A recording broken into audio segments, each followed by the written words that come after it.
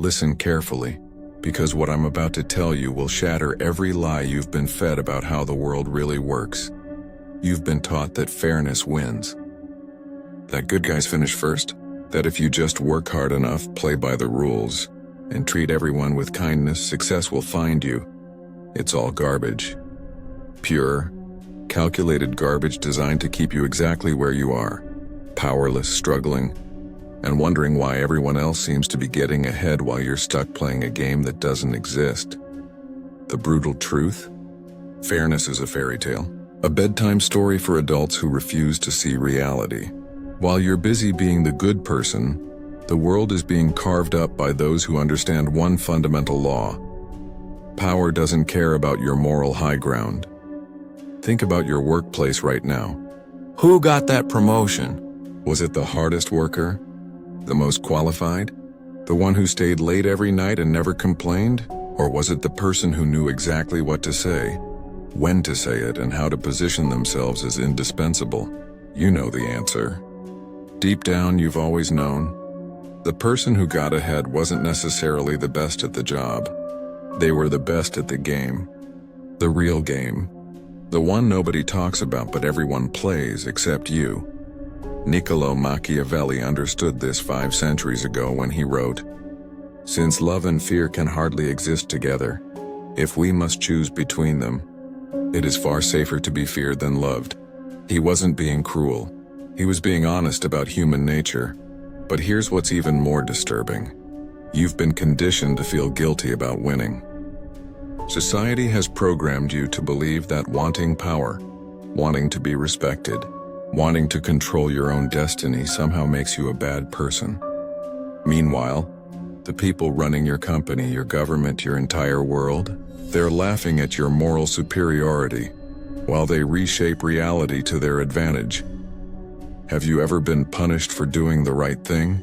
Have you ever watched someone less qualified get rewarded while you got nothing? Comment "No more Mr. Nice Guy" if you're tired of being the fair loser in an unfair world. But that's just the beginning of this deception. Let me show you how deep this programming really goes. The myth of morality isn't some accidental cultural development. It's engineered, carefully crafted, deliberately maintained by those who benefit from your compliance. Think about it. Who taught you to play fair? Your parents? Your teachers? The media? Society? And who benefits when you follow those rules? Not you. Every moral system in history has served the same function, keeping the masses obedient while the elite operate by completely different standards. They preach virtue while practicing power. They demand your fairness while they take what they want. Look at any powerful leader throughout history. Did they rise to the top by being the nicest person in the room? Did they build empires through kindness and moral purity? Alexander the Great conquered the known world through strategic brutality. Julius Caesar crossed the Rubicon and seized absolute power, ultimately destroying the Roman Republic. Steve Jobs built Apple by being notoriously difficult and demanding perfection at any cost. These weren't accidents. These were choices, calculated decisions to prioritize results over approval. Machiavelli observed this pattern and codified it.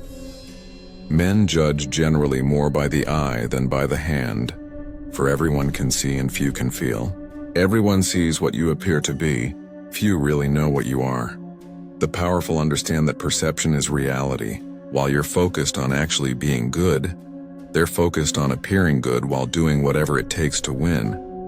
This is why your moral high ground feels so cold and lonely. You're playing by rules that the winners wrote, not to follow, but to keep you following while they break every single one. Religious institutions preach humility, while accumulating vast wealth and political influence. Politicians campaign on integrity while making backroom deals that serve their interests. Corporations advertise social responsibility while maximizing profits through any means necessary. The system isn't broken. It's working exactly as designed. The moral framework you've been taught isn't meant to guide the powerful. It's meant to control you. And here's the most twisted part. You've been trained to police yourself. To feel guilty when you even think about playing the real game. to believe that wanting power makes you selfish, that strategic thinking makes you manipulative, that protecting your interests makes you cold. They've convinced you that your own success is morally questionable. Meanwhile, they sleep peacefully in their mansions, knowing that tomorrow they'll continue reshaping the world to their advantage, while you continue following rules they never intended to obey. This leads us directly to the next harsh reality. Power has never been about goodness, and it never will be. Power doesn't reward goodness, it rewards understanding. Understanding human nature, understanding systems, and understanding how to position yourself to win. The good news? You can learn this understanding. The bad news? It requires abandoning the comfortable delusion that the world runs on merit and moral virtue. Success isn't a moral contest. It's a game of strategy, psychology, and positioning. The sooner you accept this, the sooner you can start actually winning instead of just feeling good about losing. Look around you right now. In your industry, in your social circle, in your community, who has the most influence? Is it the nicest person? The most generous? The one who always does the right thing? Or is it the person who knows how to read people, how to leverage relationships, how to position themselves as the obvious choice when opportunities arise? The person with the most power in any room isn't necessarily the smartest or the kindest. They're the one who best understands the hidden dynamics at play. They know who wants what, who fears what, and how to align those desires and fears with their own objectives. This isn't cynicism. This is realism. Machiavelli wrote, "The wish to acquire is in fact very natural and common, and men always do so when they can." Power doesn't flow to those who deserve it morally. It flows to those who can acquire it strategically. Think about your last job interview. Did they hire the most qualified candidate? Maybe. But more likely they hired the person who made them feel most confident about the decision. The person who understood not just what qualifications they needed, but what fears and desires were driving the hiring decision. The successful candidate didn't just answer questions, they positioned themselves as the solution to problems the interviewer didn't even know they had. This is the difference between playing the game you think exists and playing the game that actually exists. You think the game is about being the best person. The real game is about being the best choice. You think the game is about earning respect through virtue. The real game is about commanding respect through value and strategic positioning. You think the game is about fairness and merit. The real game is about influence and perception. Those who understand human nature don't try to change it. They work with it. They don't fight against people's selfishness and fear and desire for status. They understand these drives and position themselves to benefit from them. This doesn't make them evil. It makes them effective. The person who gets the promotion isn't the one who deserves it most morally. They're the ones who made themselves indispensable to the right people. The entrepreneur who succeeds isn't the one with the purest intentions.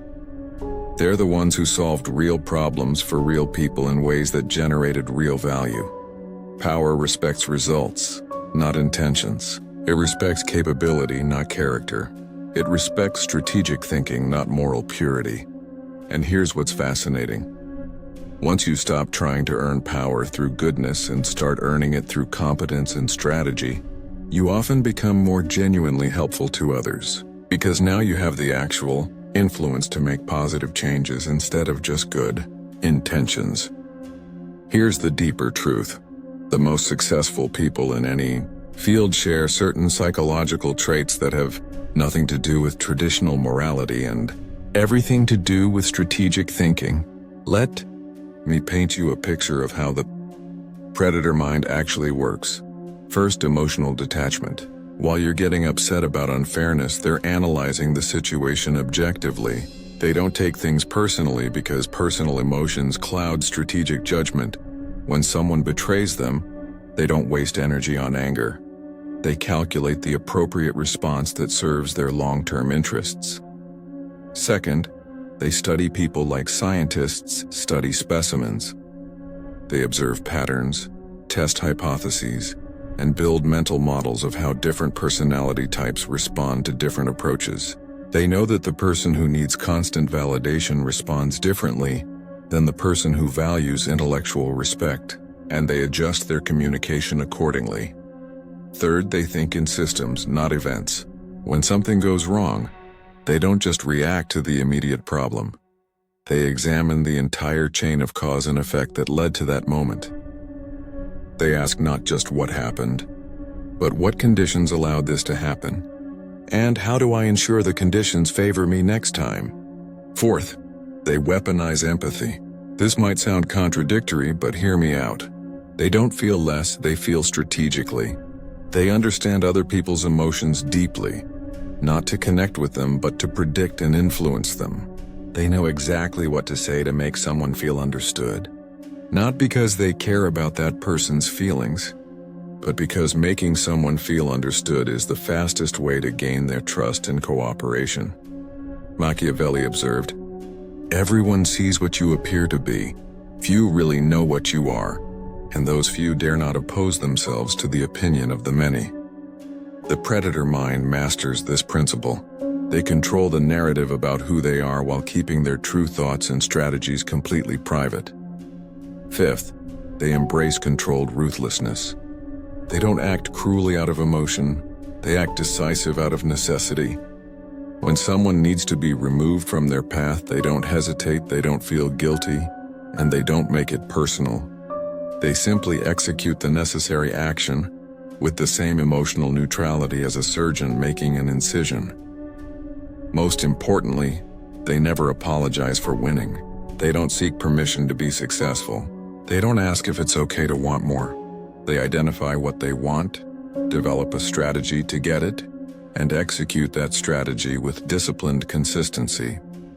This mindset isn't psychopathic, it's strategic. The difference is that psychopaths lack empathy entirely, while strategic predators understand empathy deeply enough to use it as a tool rather than being controlled by it. Would you rather be feared or respected? Drop your answer below, but understand this. In the real world, respect often comes through the strategic application of fear. Not the fear of violence, but the fear of consequences. The fear of being on the wrong side of someone who controls outcomes. Now, let's go further into how this psychological framework translates into actual power principles. This brings us to Machiavelli's most famous and most misunderstood principle. It is better to be feared than loved if you cannot be both. Most people hear this and think it's about being a tyrant. They're wrong. It's about being respected enough that people think twice before crossing you. Let me break down how this works in the modern world, because this principle is more relevant today than it was 500 years ago.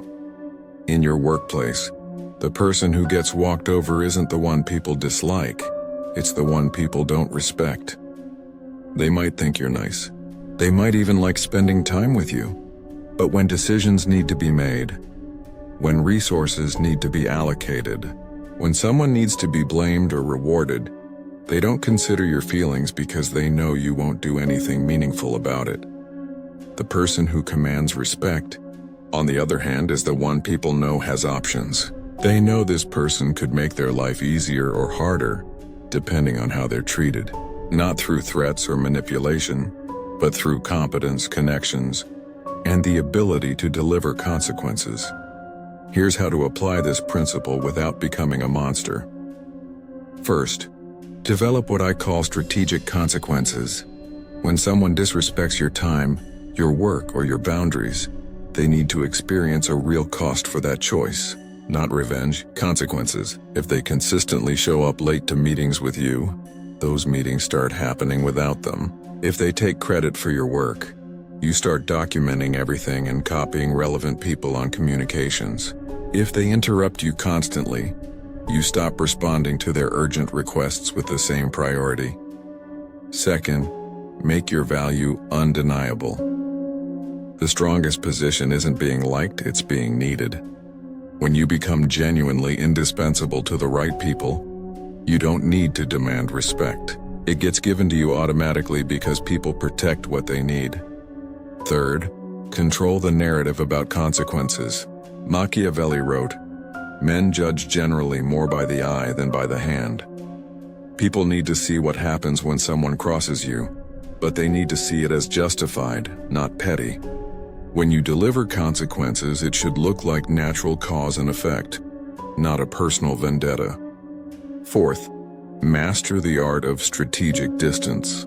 The people who try to be everyone's friend have no leverage because they've given away their scarcity. Maintain professional warmth, but keep your private thoughts, your real opinions, and your strategic plans to yourself.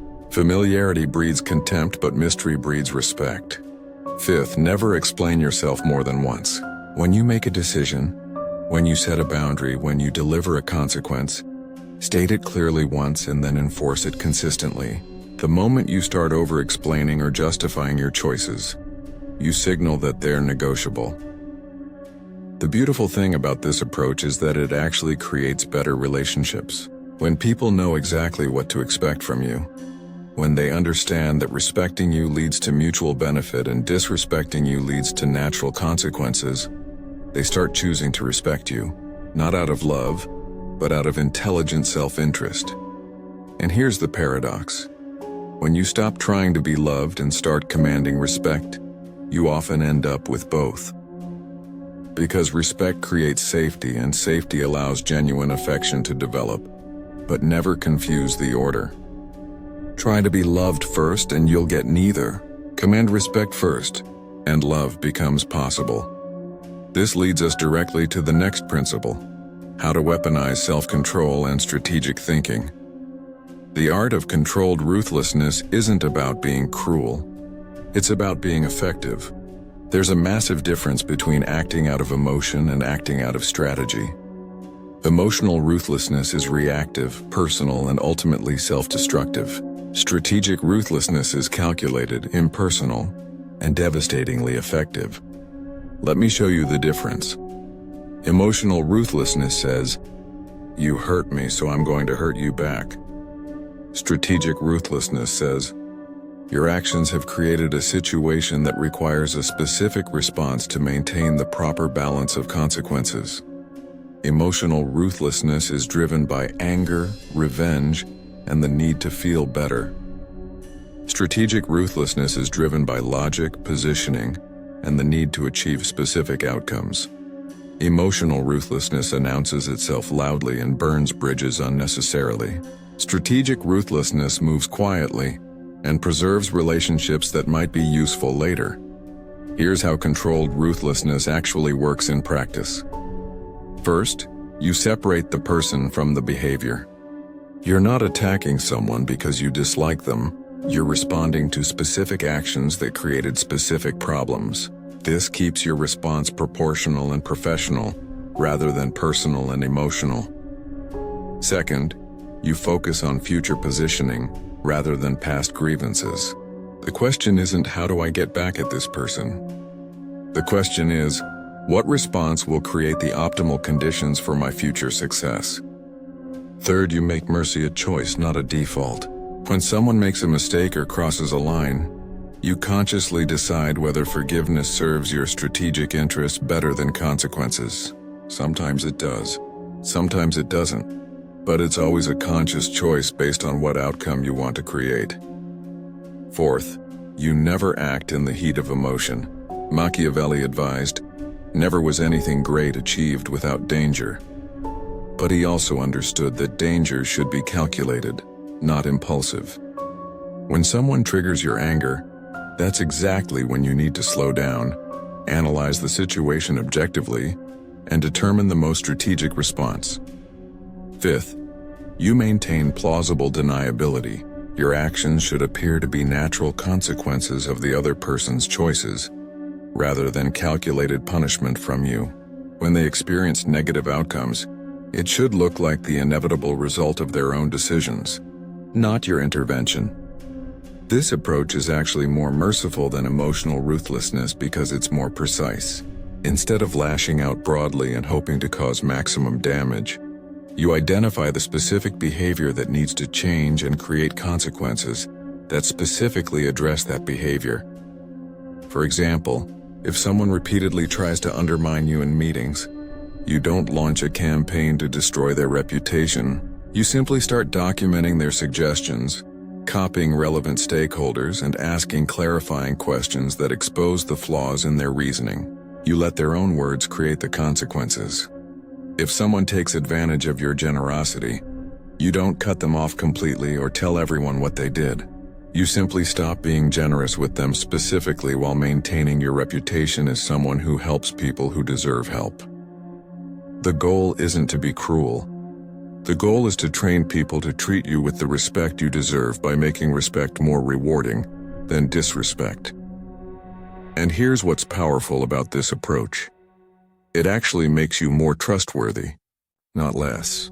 People know exactly what to expect from you. They know that treating you well leads to mutual benefit, and treating you poorly leads to natural consequences. This clarity creates better relationships than false niceness ever could, but there's an even more sophisticated level to this game, using the appearance of fairness as a strategic weapon. Now let's explore something truly sophisticated: how to use the very concept of fairness as a strategic advantage, while everyone else is still trying to actually be fair. This is where the real masters separate themselves from the amateurs. While others are genuinely trying to play fair, you're using the appearance of fairness to position yourself to win. Machiavelli understood this perfectly. Since love and fear can hardly exist together, if we must choose between them, it is far safer to be feared than loved. Nevertheless, a prince ought to inspire fear in such a way that, if he does not win love, he avoids hatred. The key insight here is that people need to believe you're fair, even when you're playing strategically. In fact, especially when you're playing strategically. Here's how this works in practice. First, you become the champion of fairness publicly, while privately ensuring that fair outcomes happen to align with your interests. You don't break the rules, you help create the rules. You don't cheat the system. You position yourself so that the system naturally favors you.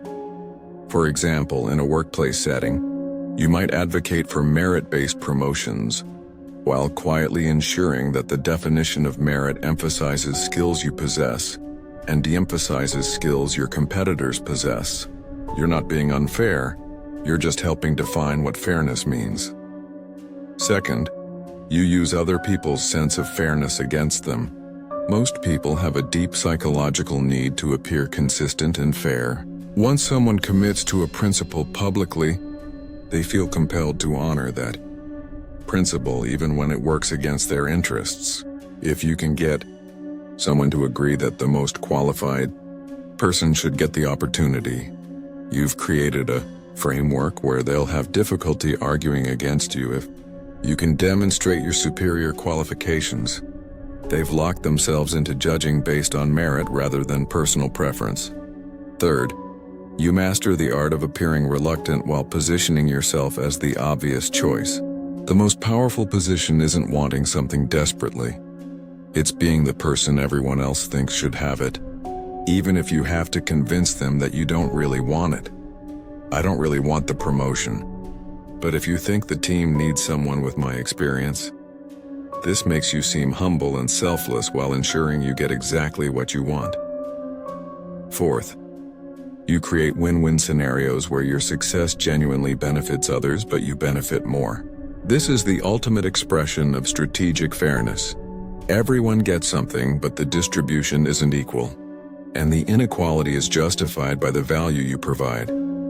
If you negotiate a deal where you get 70% of the profits, but you brought 90% of the value, that's not unfair, that's proportional. But you had to structure the situation so that this proportional distribution appears obvious and natural. Fifth, you use timing and information asymmetry to your advantage while maintaining plausible fairness. You don't lie about opportunities, but you don't necessarily make sure everyone knows about them at the same time. You don't hide information, but you don't volunteer information that hurts your position. When an opportunity arises that perfectly matches your skills, you can mention it to decision makers before others have heard about it. You're not being unfair. You're just being well-connected and proactive. The beautiful thing about this approach is that it's actually more sustainable than either pure selfishness or pure altruism. Pure selfishness eventually creates enemies who work against you. Pure altruism eventually creates situations where you lack the resources to help anyone. Strategic fairness creates situations where your success enables everyone else's success, but ensures that your success comes first and grows faster. You're not lying about caring about others. You're just understanding that you can only help others from a position of strength. This mindset shift is crucial because it eliminates the cognitive dissonance that destroys most people's strategic thinking. You don't have to choose between being a good person and being successful. You just have to redefine success to include building systems where your goodness and your strategic advantage align. Which brings us to the final transformation. Stepping into the role of someone who plays to win without apology. This is where everything comes together. This is where you stop being the person who loses fair and square and become the person who wins strategically and sustainably. The rise of the unfair man or woman isn't about becoming cruel or heartless. It's about becoming strategic and effective. It's about recognizing that the world has always been a competition, and you've been the only one not competing. Let me tell you what happens when you fully embrace this transformation. First, you stop seeking permission to be successful. You stop asking if it's okay to want more, to demand better, to expect respect. You recognize that wanting to win isn't a character flaw. It's a natural human drive that's been suppressed by people who benefit from your suppression. You stop apologizing for your ambition. You stop feeling guilty about your advantages. You stop pretending that you don't want to be more influential, more respected, more powerful than you are right now. Second, you start seeing systems instead of events. When something goes wrong, you don't just react emotionally. You analyze the entire chain of cause and effect that created that outcome. You ask yourself, what conditions allowed this to happen? And how do I create conditions that favor me instead? When someone gets a promotion you wanted, you don't just feel bitter about the unfairness. You study exactly what they did differently, what relationships they built, what value they provided, and what narrative they created about themselves. Then you do it better. Third, you become comfortable with other people's discomfort, not because you enjoy causing pain, but because you understand that progress requires change, and change makes people uncomfortable. You stop trying to make everyone happy and start focusing on making the right people respect you. When you set boundaries, some people will be upset. When you demand better treatment, some people will call you difficult. When you start winning consistently, some people will say you've changed. They're right. You have changed. You've stopped accepting less than you deserve. Fourth, you master the long game. Machiavelli wrote, "Since love and fear can hardly exist together, if we must choose between them, it is far safer to be feared than loved." But he also understood that the best strategic position is being both feared and loved, feared by your enemies and loved by your allies. This requires patience and careful relationship management. You don't burn bridges unnecessarily. You don't create enemies out of ego. You build a reputation for being fair to those who deserve fairness and ruthless to those who force your hand. Fifth, you stop explaining yourself to people who don't matter. Your decisions become more decisive because you're not constantly seeking approval from people who have no stake in your success. You say what you mean, you do what you say, and you let your results speak for themselves. This doesn't make you arrogant. It makes you confident. Arrogance seeks validation. Confidence provides value. Sixth, you embrace the responsibility that comes with power.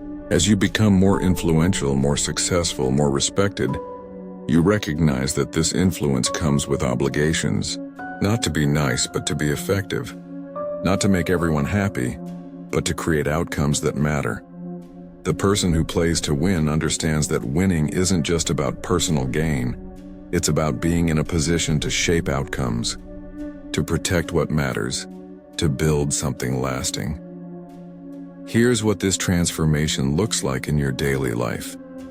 In your career, you stop hoping that hard work alone will be recognized. You start actively managing your reputation, building strategic relationships, and positioning yourself for opportunities. You document your achievements, communicate your value clearly, and negotiate from a position of strength. In your relationships, you stop trying to be loved by everyone and start commanding respect from the people who matter. You set clear boundaries, enforce consequences consistently, and invest your emotional energy in people who reciprocate. In your personal development, you stop seeking permission to be ambitious and start taking responsibility for your own growth. You study strategy, you practice influence, you develop the skills that matter in the real world, not just the skills that make you feel good about yourself. And here's the paradox that most people never understand: when you stop trying to be the good person and start being the effective person, you often create more genuine good in the world, because now you have the actual power to make positive changes instead of just good intentions. The weak can only hope that the strong will be benevolent. The strong can actually be benevolent. Type "I play to win" if you're done being a fair loser. If you're ready to stop apologizing for wanting success. If you're ready to start playing the game that actually exists instead of the game you wish existed. But understand this: once you see the real game, you can't unsee it. Once you understand how power actually works, you can't go back to believing in the fairy tale of pure meritocracy. Once you start playing strategically, you can't return to playing naively. This isn't a mindset you can try on for a week and then abandon when it gets uncomfortable. This is a fundamental shift in how you understand yourself and your place in the world. The question isn't whether you're ready to be a little more strategic. The question is whether you're ready to stop being a victim of other people's strategies. Machiavelli's final lesson was this: fortune is a woman, and if you wish to keep her under, it is necessary to beat and ill-use her. He wasn't talking about actual violence, he was talking about the aggressive pursuit of opportunity. Fortune doesn't reward the passive, it rewards the bold. The world is changing rapidly. Technology is reshaping entire industries. Global systems are being rewritten. Traditional paths to success are disappearing. In this environment, the people who win won't be the ones who followed the old rules most carefully. They'll be the ones who understand the new game first and position themselves accordingly. You can spend the next 5 years hoping that fairness will finally be rewarded, or you can spend the next 5 years mastering the art of strategic success. You can keep playing the game you wish existed, or you can start winning the game that actually exists. The choice is yours, but choose quickly. Because while you're deciding whether to be strategic, everyone else is already playing strategically. Stop playing fair. Start playing to win. The world has been waiting for you to claim your power. It's time to stop keeping it waiting.